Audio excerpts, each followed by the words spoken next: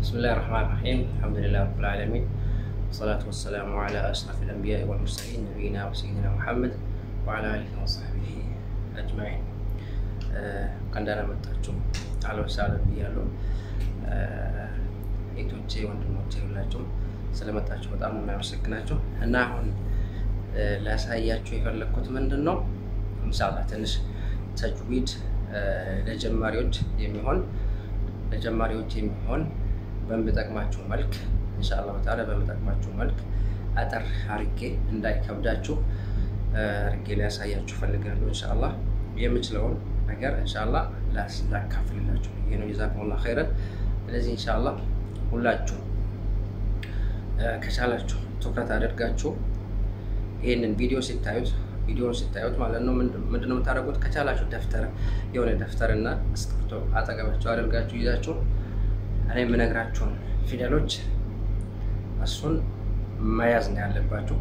ይዛችሁ ጽፋችሁ ደፍተር ላይ እንድታስታውሱ ቁርአን ሲቀሩ ደግሞ ምንድነው እዛ ጋር የተባለው ብላችሁ ኢንሻአላህ እንደዛ እንድትማሩ ነው እንዲገባችሁ ፈልጌ ነው። ኢንሻአላህ አጠር አድርጌ ነው ማሳያችሁ ማለት ነው።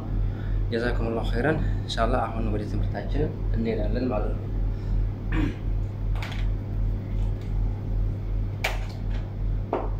ምንድነው የሚያሳያችሁ ዛሬ አህካም ኑን ሳኪና ነው የሚያሳያችሁ። አህካም ኑን ሳኪና ስንት አህካም እንዳላት እሱን ላስረዳችሁ ፈልጋለሁ ኢንሻአላህ እና ኢንሻአላህ ተከታተሉኝ። አህካም ኑን ሳኪና ስንት እንደሆነ ስንት ቦታ እንደምትካፈል አህካም ኑን ሳኪና ምንድነው?